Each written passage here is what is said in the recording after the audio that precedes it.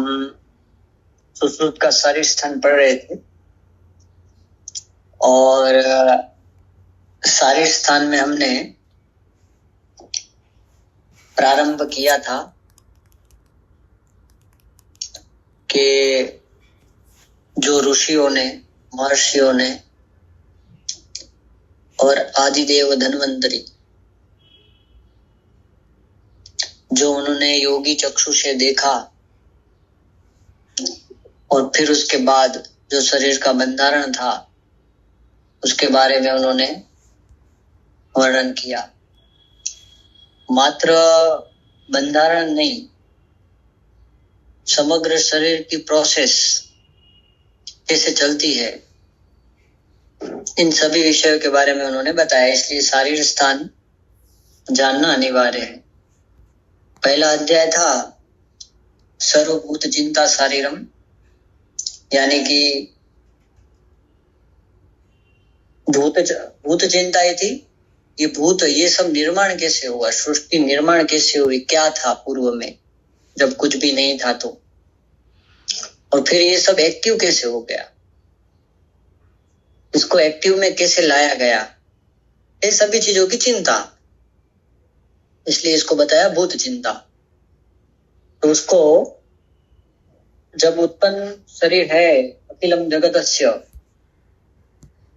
वो उन्होंने बताया 3 विकार है, यानी सत्व रजतम, वो महत है ऐसा, यानी सत्व का सत्याश्रित सत्यादिया, उससे सत्व, फिर रज, फिर तम, ऐसे विकारिक, राजसिक और भूतादि, ऐसे 3 प्रकार से उत्पन्न हुए। और फिर इनके संयोग से एकादश इंद्रिया, महाभूत और ये सब, ये जो रचना थी, ये सब उत्पत्ति थी, ये ग्रंथकारों की नहीं थी। तो ग्रंथकारों की नहीं थी तो क्या था, तो कि ये दर्शन में से लिया गया था। एक ही वस्तु वर्णन करने के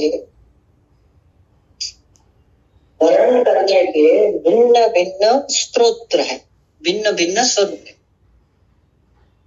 तो यहाँ प्रथम सभी बुद्धि को समझ में आए इसलिए एक व्याख्या की, सभी महाभूतों की उत्पत्ति की व्याख्या, सभी इंद्रियों की उत्पत्ति की व्याख्या, एकादश इंद्रियों की उत्पत्ति की व्याख्या, और तन्मात्रा और महाभूतों की किस प्रकार से वो बने, निष्पन्न हुए, उसकी व्याख्या सांख्य दर्शन जिस प्रकार से बताते हैं, योग दर्शन जिस प्रकार से बताते हैं, इस प्रकार से उन्होंने बताया। अब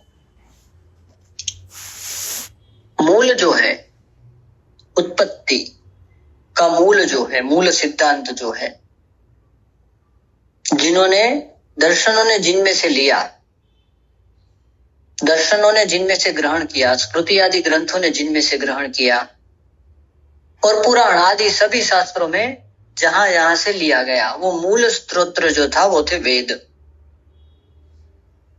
तो यहाँ पे सुश्रुत ने उस वेद की, धन्वंतरी ने सुश्रुत आदि महर्षियों को ये सभी प्रकार के देवों की विद्या सिखाई थी उन्होंने, क्योंकि धन्वंतरी स्वयं ने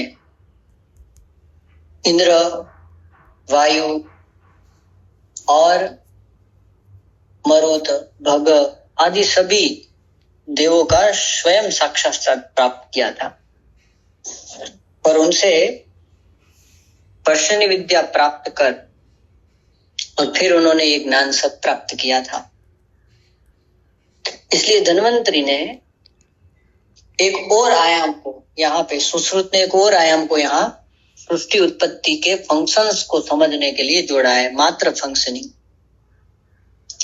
अभी यहाँ पे ये मात्र उद्देश्य के रूप में दिया, उद्देश्य तंत्र युक्ति है, यानी कि यहाँ पे उद्देशित किया गया है, ऐसी कुछ चीजें हैं जिसे शॉर्ट में बताया जाता है। और इसका, ये प्रत्येक सूत्र का जो निर्देश होता है, यानी एक्सेस होता है, वो कोई अन्य शास्त्र में उसका विस्तृत रूप से व्याख्याएं दी जाती है, विस्तृत रूप से उसकी फंक्शनिंग बताई जाती है। इसलिए वहां आप दृष्टि डालो, ऐसा पूर्व में सुश्रुत भी कहते हैं कि अन्य शास्त्र के अंतर्गत, यानी कि वेद संलग्न अन्य शास्त्रों के ऊपर दृष्टि डालना और उसे समझना।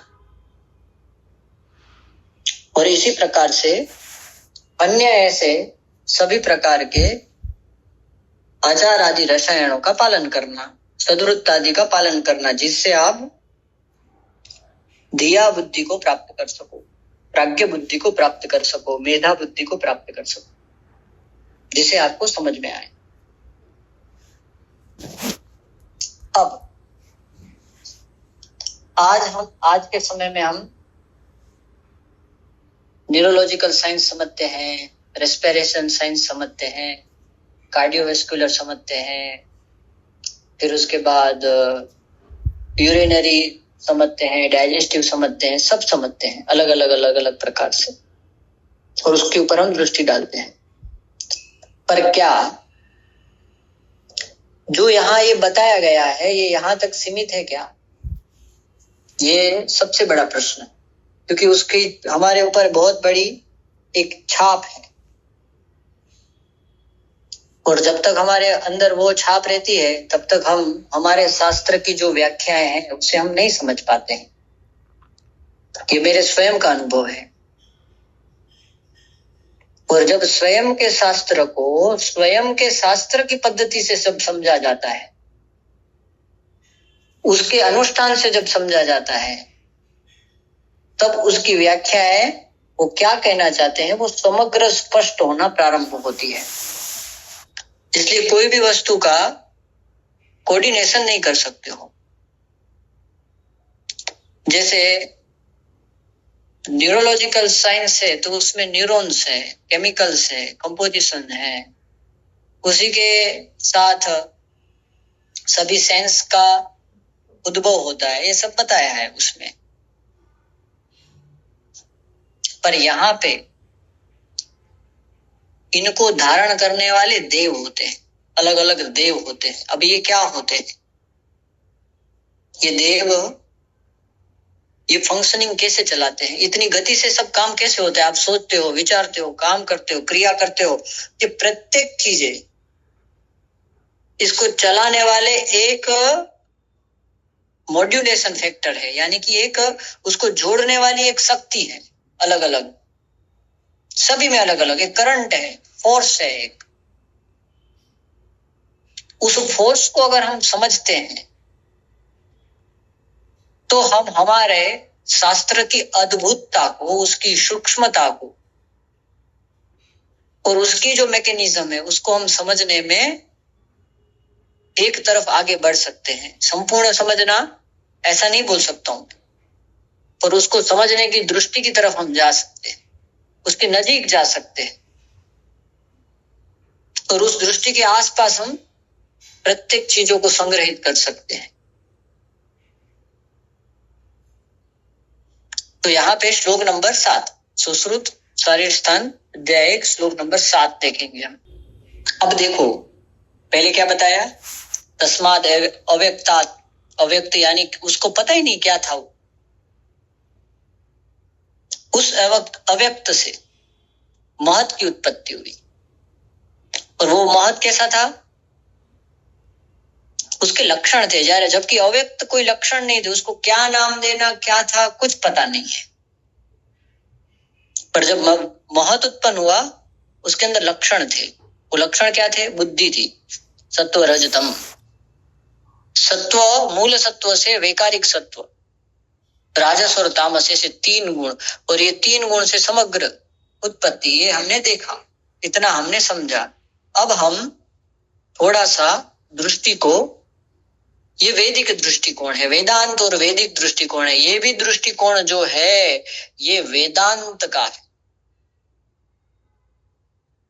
मैं आज आप लोगों को थोड़ा सा वेद दृष्टिकोण की तरफ ले जाना चाहता हूं। कर्मेंद्रिया और ज्ञानेंद्रिया ये दोनों मस्तिष्क में है, उसकी फिटिंग करी हुई है, पर उसको किस प्रकार से उसको बनाया गया, उसको किस प्रकार से उसका अरेंजिंग चलता है, ये समझना, उसकी रचना और उसकी गति पूरी समझना अनिवार्य है। और वो दोनों एक दूसरे के साथ कैसे इंटरेक्ट करते हैं, ये सभी प्रकार की प्रक्रिया सुश्रुत ने लिखी हुई है। तो स्वश्च ईशाम विषयो अधिभूतम स्वयं अध्यात्मम अध्यात्मम अधिदैवितम अथ बुद्धे ब्रह्मा अहंकारस्य ईश्वरः मनश्च चंद्रमाः दिशः श्रोत्रस्य त्वचो वायुः सूर्यश्च चक्षुषः रसनस्य आपः पृथ्वी घ्राणस्य वाचो अग्निः हस्तयो इंद्र पादयो विष्णुः पायो मित्रः प्रजापति उपस्थस्य इति। समझ में आया? अब देखो, अब एक एक वस्तु को समझेंगे, एक एक सूत्र को समझेंगे।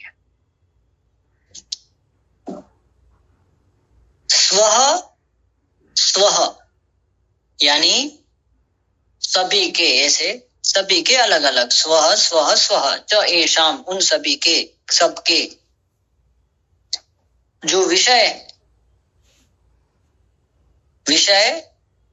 यानी जिससे वो ग्रहण किए जाते हैं, वो क्या है? वो महाभूत है, यानी अधिभूत है। अधिभूत की जो सामासिक शब्द होता है, भूतानि महाभूतानि अधिहि, मतलब जिसमें महाभूत स्थित है, अधि सप्तमी है, जिससे ग्रहण किया जाता है। स्व च एषाम भूतानि अधिहि, जिसमें महाभूत में जो आश्रित है। कौन? तो अब वो आगे बताते क्या क्या आश्रित है, अलग अलग प्रकार के महाभूतों में, जिससे वही महाभूतों से वो बताया जाता है और वही महाभूतों से उसे ग्रहण भी किया जाता है।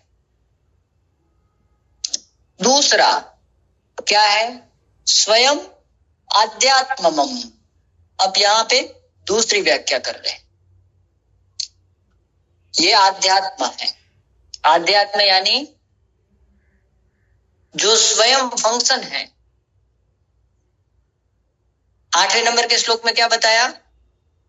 पढ़ो, 8वें नंबर का श्लोक पढ़ो एक बार।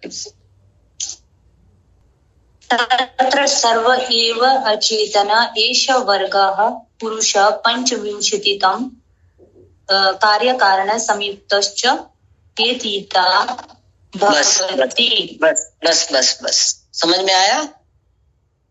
तत्र सर्व एव अचेतन भवति, वो सब क्या है?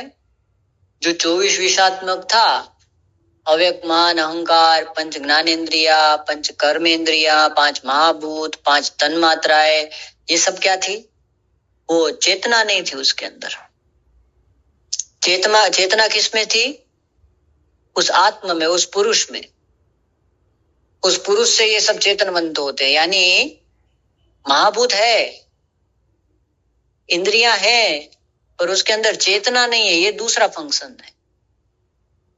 यानी उसको गति में लाना, उसको एक्टिवेट करना, ये आत्मा है। ये दूसरा प्रोसेसर है। इसको क्या बताया? आध्यात्म। यानी एक इंद्रिय है, उस इंद्रिय को, यानी कि एक फंक्शन है, इंद्रिय को भी छोड़ देते हैं, एक जो कोई भी फंक्शन है वो क्या है? आध्यात्म है। उस फंक्शंस को जिससे व्यक्त किया जाता है, या किसी के उस जिस वस्तु के द्वारा उसको कार्य में लाया जाता है, वो क्या है? महाभूत है, जिसमें उसे स्थापित किया जाता है, अधिभूतम। और तीसरा क्या है? अधिदेवतम, जिससे वो फंक्शनिंग करता है, वो देवत है। यानी ये तीन जब तक मिलते नहीं है तब तक सृष्टि का एक भी परमाणु एक्टिव में नहीं रहता है। समझ में आया? सृष्टि का एक भी परमाणु एक्टिव नहीं रहता है। उसी प्रकार से शरीर के प्रत्येक भावों को एक्टिव किया जाता है ये तीनों के द्वारा। सृष्टि के प्रत्येक भावों को एक्टिव किया जाता है तीनों के द्वारा। जब ये तीनों को अलग अलग अलग कर दिया जाता है तब वो रहते हैं न्यूट्रलाइजेशन में रहते हैं। सबके अंदर अलग अलग कार्य है, सभी के सबके अंदर अलग अलग फंक्शनिंग है।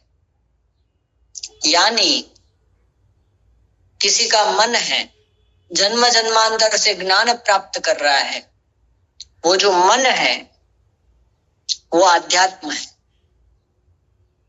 उस मन को महाभूतों के साथ जोड़ा जाता है। जब महाभूतों के साथ जोड़ा जाता है, इंद्रियों के साथ जोड़ा जाता है, तब वो एक्टिव में आता है। और उसके साथ जब उसके जो देव है, चंद्रमा है, वो चंद्रमा जब उसको प्रोसेस में लाते हैं तब वो व्यक्त होता है, अभिव्यक्त होता है। ये तीन जब जुड़ते हैं फंक्शन, तब वो प्रोसीजर में आते हैं। इसलिए क्या बताया यहाँ पे? अधिभूतम स्वयं आध्यात्मम अधिदेवतम। अधिदेवतम इति जो देव जिसमें आश्रित है, प्रत्येक देव जिसमें आश्रित है। अब इस प्रकार से इन्होंने बताया। क्या बताया? अथ बुद्धे ब्रह्मा, जो बुद्धि है उसके जो देव है वो ब्रह्मा है। स्वयं जो बुद्धि है, जो बुद्धि जो फंक्शन है वो आत्म फंक्शन है। समझ में आया?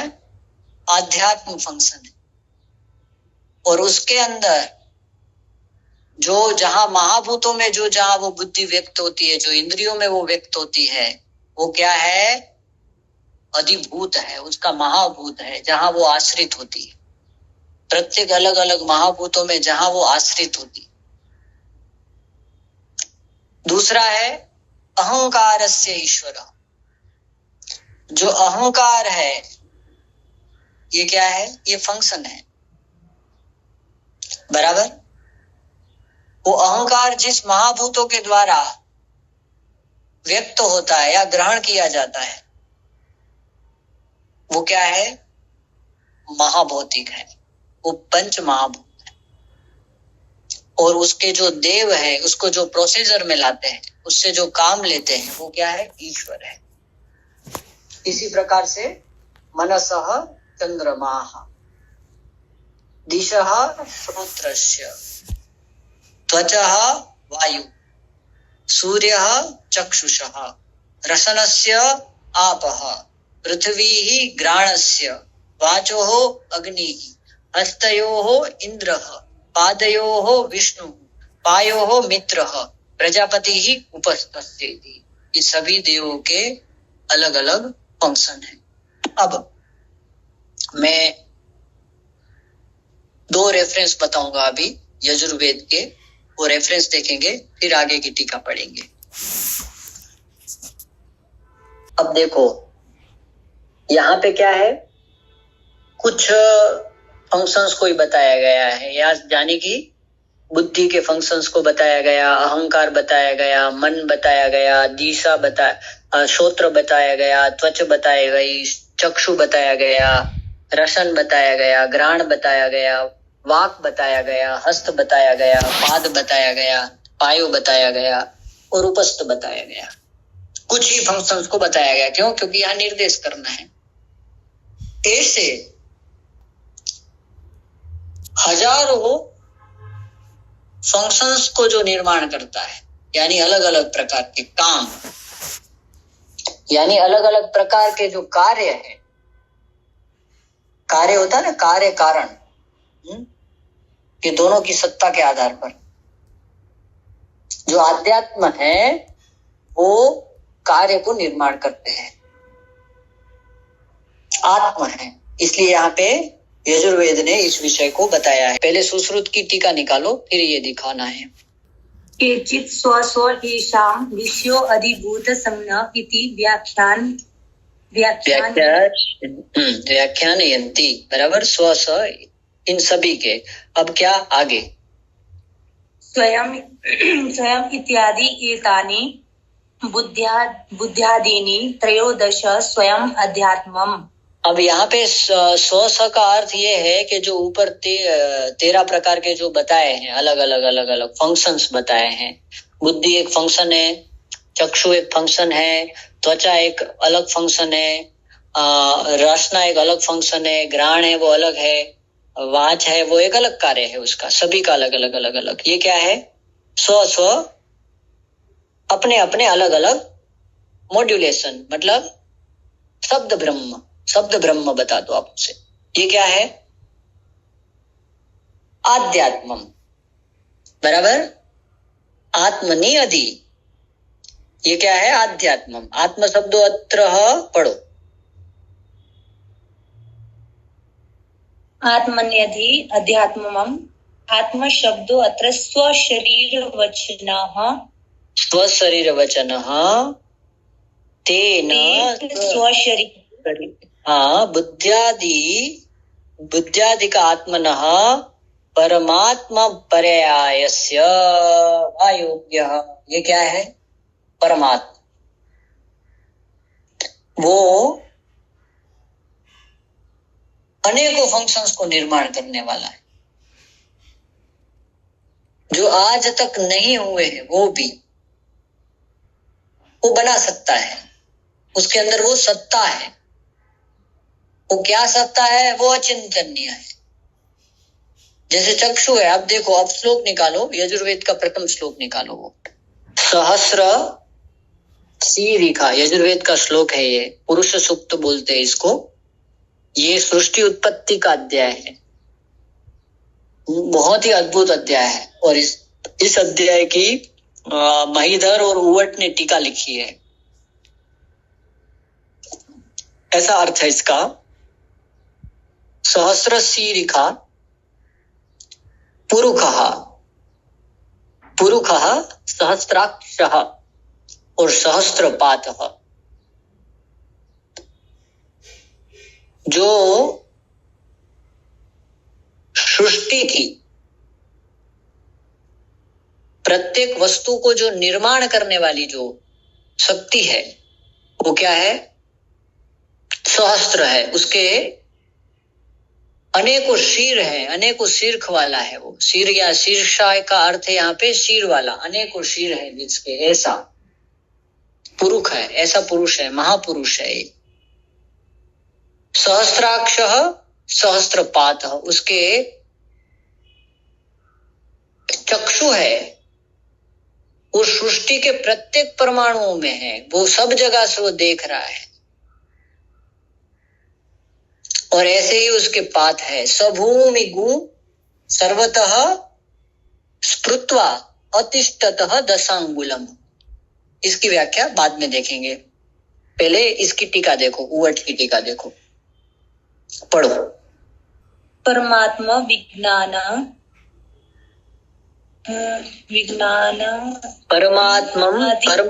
परमात्मा विज्ञान आनंद आदि गुण आध्यात्मनि प्रभुतः पुरुषम। समझ में आया? आध्यात्मानि गुण, जो आध्यात्म है, आध्यात्म शब्द का अर्थ यहाँ पे प्रकट कर रहे हैं, जो निर्माण करने वाला, सब कुछ निर्माण करने वाला, सभी अलग अलग वस्तुओं को, यानी सभी अलग अलग आदि देवता को भी निर्माण करने वाला वही है, महाभूतों को भी निर्माण करने वाला वही है। और उससे भी पूर्व उसको कौन सी वस्तु को किधर प्रोसेस में लाना, उसको निर्माण करने वाला, वो क्या है? आध्यात्म है। यानी प्रथम अग्नि की उत्पत्ति हो गई, अब अग्नि कैसे निर्माण होगी, उसको अरेंज करने वाला जो है वो ये है, वो आध्यात्म है, स्वपुरुष। धन्वंतरी ने सुश्रुत आदि को ये पूरे फंक्शंस खोल के समझाए हैं, अलग अलग समझाए। ये देखो, ये ऐसा होता है, एक अणु की रचना कैसे होती है, एक अणु की गति कैसे होती है, ये पूरी इस प्रकार से होती है। ये समझाया है धन्वंतरि ने, फिर उनको चिकित्सक बनाया, फिर उनको शरीर का ज्ञान दिया है। सूक्ष्मता से स्थूल की उत्पत्ति होती है, यानी सूक्ष्म मैकेनिज्म से पूरा स्थूल निर्माण होता है। सूक्ष्म मैकेनिज्म में परिवर्तन आने पर सूक्ष्म मैकेनिज्म पे परिवर्तन आ जाता है। ये सबकी अलग अलग अलग अलग इंटरप्रिटेशन है जो स्थापित की जाती है। इसलिए क्या बताया है, परमात्म विज्ञान आनंदादि गुण आध्यात्मनि प्रभुतः पुरुषः मेधो यज्ञः प्रजापतिः लोक कालाग्न्यादिः वपुः पुरुष उत्पत्ति स्थित संहितानि हेतुः स्वर्ग उपवर्ग च मोक्षादो ज्ञान कर्म समुच्चय कारणम शरीरम यज्ञो अस्य आत्म भवति इति। ये पहली व्याख्या। ये क्या है, आत्मा। ये सभी आत्मा, बुद्धि आत्मा है, चक्षु आत्मा है। समझ में आया? चक्षु को जहां ग्रहण किया जाता है नेत्रों में, वो आदि भौतिक है, यानी वो महाभौतिक है। जहां महाभूतों में चक्षु को, उस आत्मा को जहां बिठाया जाता है,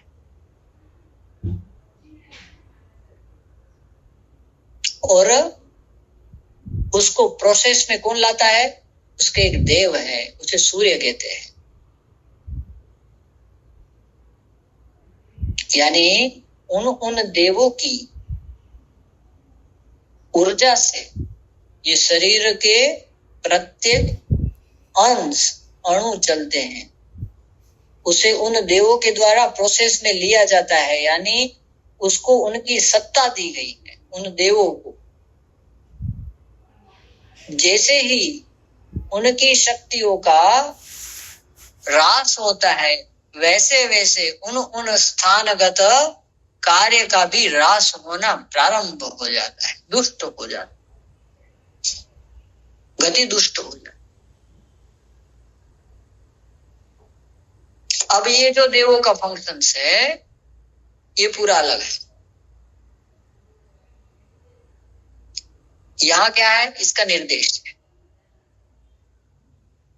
आध्यात्म का जो फंक्शन है वो पूरा क्या है, अलग, उसका अलग विषय है, उसके लिए पूरा अलग शास्त्र है। यहाँ क्या है, ये उद्देश्य है, उसका निर्देश है, फंक्शंस कैसे निर्माण किए जाते हैं।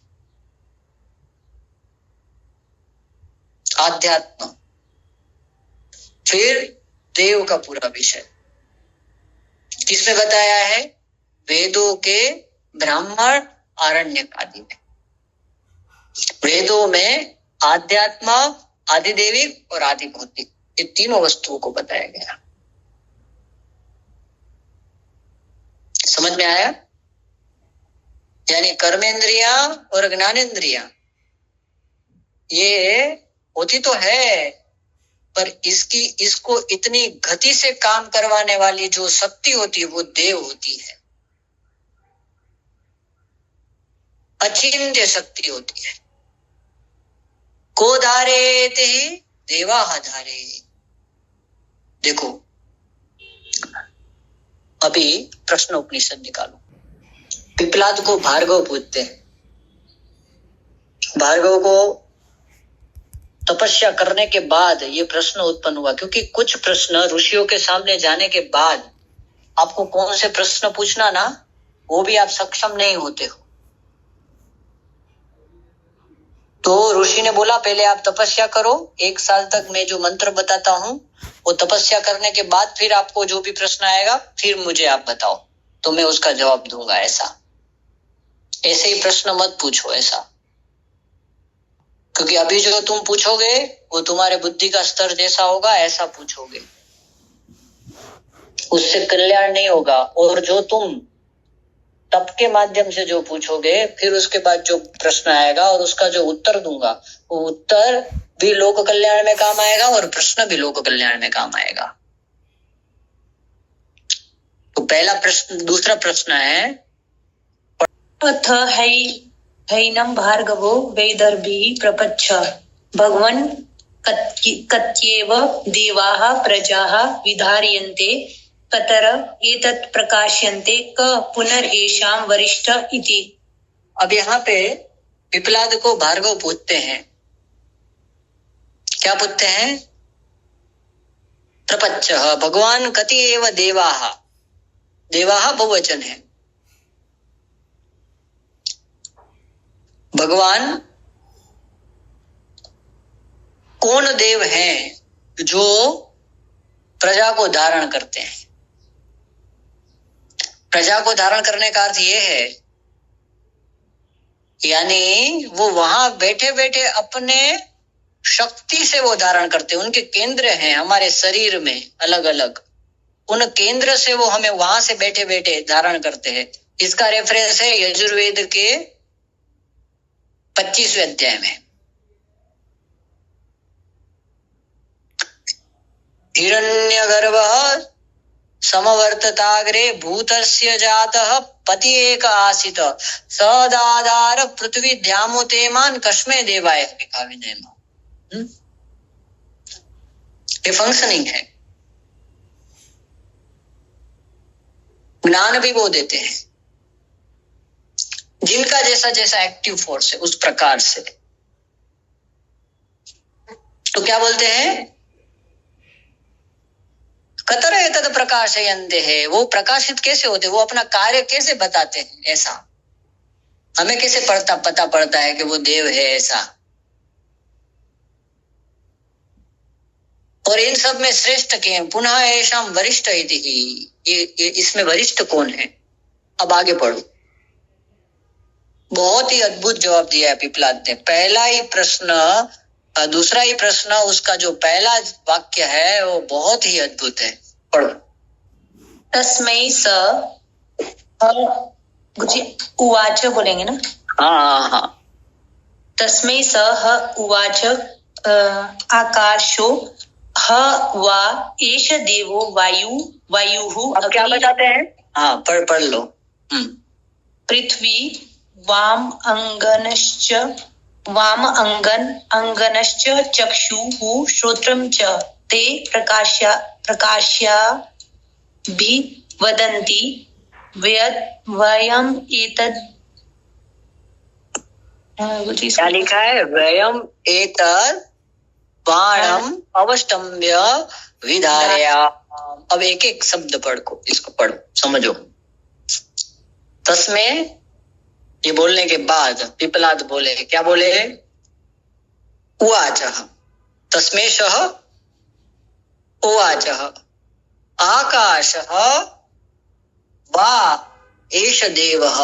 ये जो आकाश है, ये जो तुझे दिख रहा है, समग्र आकाश है, सदेवः, ये देव है। वायुः अग्निः आपः पृथ्वी, ये जो तुझे दिख रही है, ये जो महाभूत जो दिख रहे हैं, च लिखा ना, च इति, वो भी देव है। आगे क्या बताया? जो इंद्रियां हैं, वाग है, मन है, चक्षु है, श्रोत्र है, आप है, सब च देवः इति ही, ये सब क्या है? देव है। तो क्या बताया? को धारयति? देवाः धारयति तस्मिन्। इसको महाभूतों को देव धारण करते हैं, इंद्रियों को देव धारण करते हैं। यानी हमारे अंदर बैठी हुई ज्ञानेंद्रिया, कर्मेंद्रियों की जो गति है, उसकी जो फंक्शन है, उसकी जो सिस्टम है, उसको धारण करने वाले देव है। ये न्यूरोलॉजिकल और न्यूरो एनाटॉमी से बियॉन्ड है, बहुत बियॉन्ड है।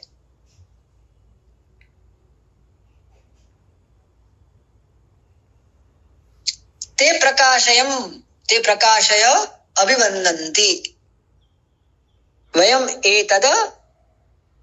एतद्माणम् अवष्टम्य विधारयम्। ये क्या करता है? ये हमारे द्वारा धारण किया जाता है। कैसे? तो हमारे शरीर के अंदर जो महाभूत है, उसके द्वारा ये प्रकट होते हैं। यानी हमारी इंद्रियां, हमारी बुद्धि, हमारा शरीर, हमारे शरीर की रचना, हमारे शरीर की क्रिया, इन सब में ये व्यक्त होते हैं। ये कौन होते हैं? ये देव होते हैं।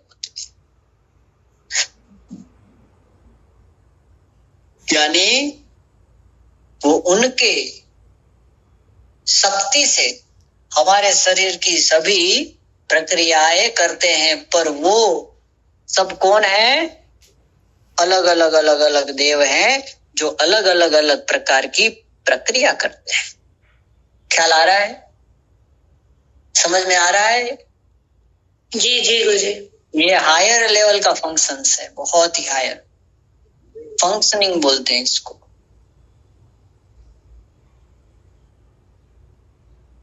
ये सभी प्रोसेसर को इस प्रकार से वर्क में लिया जाता है।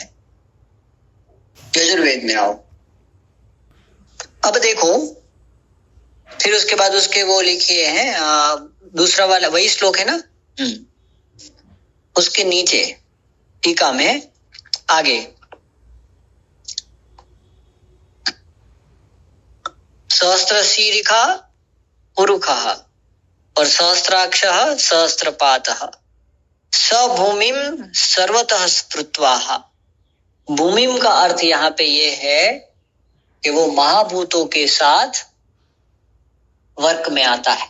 यानी वही कौन? तो कि वो सहस्त्र शीर पुरुष, वही आत्मा वो महाभूतों में जब संपर्क में आता है तो यहाँ पे उन्होंने दशांगुल बताया। दशांगुल का अर्थ यहाँ पे ये है कि 5 ज्ञानेंद्रिया और 5 कर्मेंद्रिया, उसके अंदर वो उसको वो निर्माण करता है। 5 महाभूत और 5 तन्मात्रा, उसको भी वो निर्माण करता है। समझ में आया?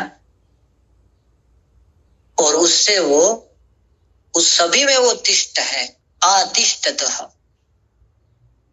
वो है ही, वो वहां भी है, यहां भी है, वो सब में है, वो व्याप्य है। तो क्या हुआ? आध्यात्म हुआ। देव क्या हुआ? उसको उस चेतनता के साथ जब एकत्रीकरण होके उस वर्क में जब उसको लाते हैं, वो देव हुए। और उन सभी को जहां व्यक्त किया गया, अवस्तंभ किया गया, जहां उनको धारण किया गया, वो कहा क्या है? वो महाभूत है। यानी महाभूत, देव और आध्यात्म, ये 3 अलग कर दो, यानी सृष्टि का समग्र फंक्शन वो न्यूट्रलाइज होता है। और वापस उसको जोड़ दो, वो वापस एक्टिव में, फोर्स में आ जाता है। और उसकी फंक्शनिंग सब हिरण्यगर्भ से होती है। ठीक है, आज यही रुकेंगे, फिर कल आगे इससे पढ़ेंगे, इसके बाद का पढ़ेंगे। गुरुजी, जैसे आपने 3 बताए, आदिभूत, स्वयं अध्यात्म और आदिदेव। तो आदिदेव जो है वो करता है, क्या करता है? मतलब करता, जो शरीर के प्रति भाव को जो एक्टिव करता है। जब अध्यात्म और जो आदिभूत है, आध्यात्म से है ना, आध्यात्म से वो एक्टिव होते हैं। चेतना वो है। अच्छा, चेतनता वो है। महाभूत में चेतनता नहीं है, यानी कि चतुर्विशंति में किसी में भी चेतना नहीं है। और फिर उसको कैसे फंक्शन करना? चेतनता तो सभी जगह व्याप्य है, वो निर्गुण है, उसके अंदर गुण नहीं है, पर उसको फंक्शनिंग में कैसे लाना, उसके लिए देव है। समझ में आया? जी।